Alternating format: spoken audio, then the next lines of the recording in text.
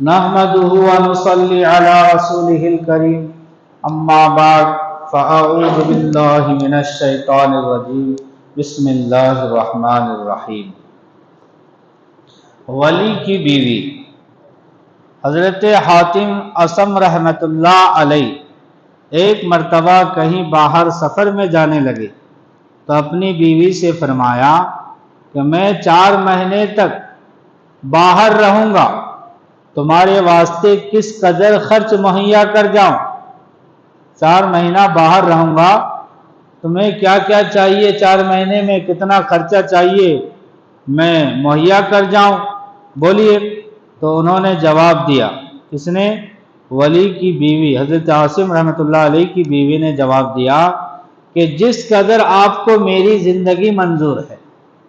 کیا کہا؟ جس قدر آپ کو میری زندگی منظور ہے۔ حضرت نے فرمایا تمہاری زندگی میرے ہاتھ میں تو نہیں۔ بھائی کس کی زندگی کس کے ہاتھ میں ہو سکتی ہے؟ کہ تمہاری زندگی میرے ہاتھ میں تو نہیں۔ بیوی صاحبہ نے جواب دیا تو میری روزی بھی آپ کے ہاتھ میں نہیں۔ جب میری زندگی آپ کے ہاتھ میں نہیں ہے تو میری روزی آپ کے ہاتھ میں کیسے ہو سکتی ہے؟ میری روزی بھی آپ کے ہاتھ میں نہیں۔ حضرت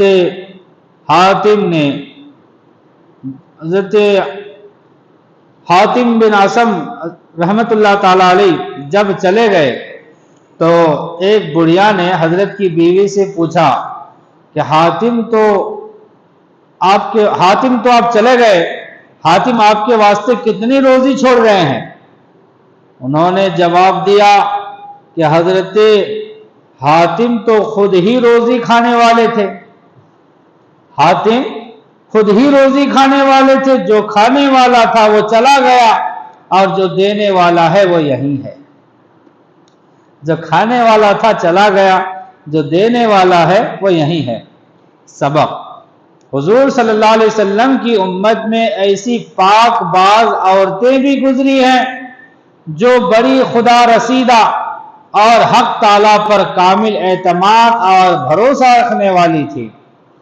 پھر جو مرد ہو کر بھی اللہ تعالیٰ پر اعتماد اور بھروسہ نہ رکھے تو وہ کس قدر غافل ہے۔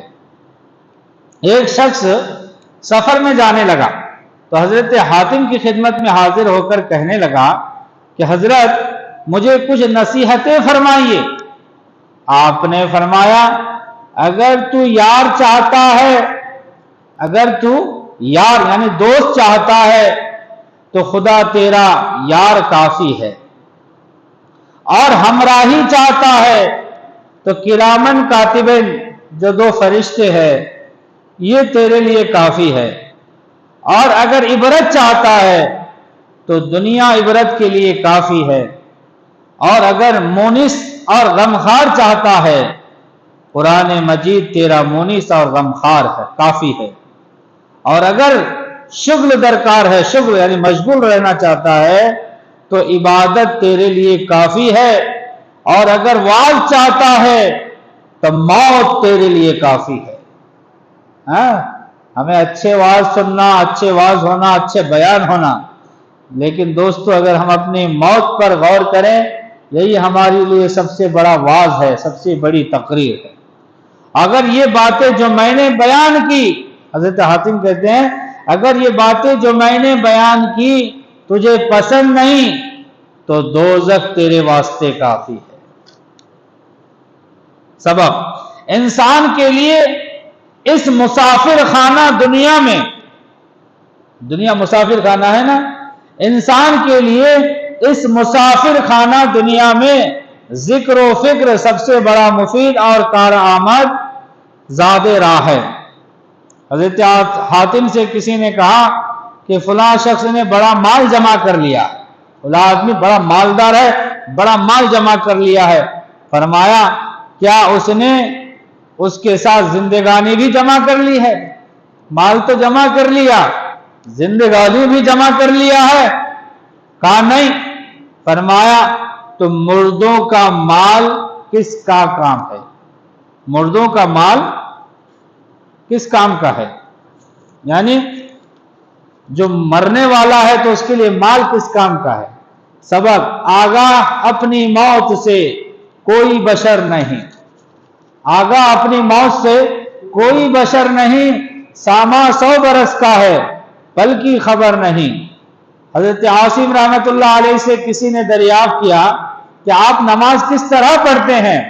आपने फरमाया कि जब नमाज का वक्त आता है तो मैं जाहिर का वजू करता हूं, बातिन का भी वजू करता हूं, और मेरा वजू इस तरह होता है कि जाहिरी वजू पानी से करता हूं और बातिनी वजू तौबा के पानी से करता हूं, और फिर मस्जिद में दाखिल होता हूं, काबा शरीफ का मुशाहदा करता हूं, यानी काबा को देखता हूं या तसव्वुर में लाता हूं, और मकाम इब्राहिम को दोनों आबरुओं के दरमियान रखता हूं, और बहिश्त को यानी जन्नत को अपनी दाहिने तरफ और दोजख को बाएं तरफ, और पुल सिरात को अपने कदमों के नीचे रखता हूं, और मलकुल मौत को पुश्त के पीछे यानी पीठ के पीछे ख्याल करता हूं, और दिल को खुदा की तरफ मुतवज्जह करता हूं, बल्कि उसको सौंप देता हूं। उस वक्त बड़ी ताजीम के साथ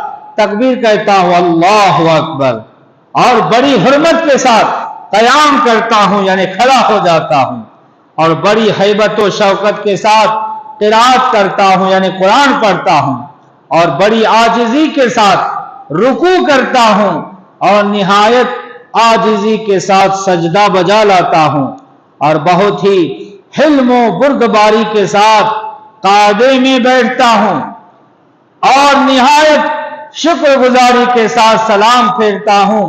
मैं इस तरह नमाज पढ़ता हूं, मैं इस तरह नमाज पढ़ता हूं। सबब अल्लाह वालों की नमाज वाकई नमाज होती है, और एक हमारी नमाज है कि 1000 बार खामियां इसमें पाई जाती हैं। फिर एक ऐसा शख्स जिसने सारी उम्र नमाज पढ़ी ही ना हो, इन अल्लाह वालों पर मोतरिज हो, तो वह किस कदर नाआकिबत अंदेश है। अल्लाह ताला हमें बुजुर्गान दीन के नक्शे कदम पर चलने की तौफीक अता फरमाए, इनके तरीके को अपनाने की तौफीक अता फरमाए। ए मेरे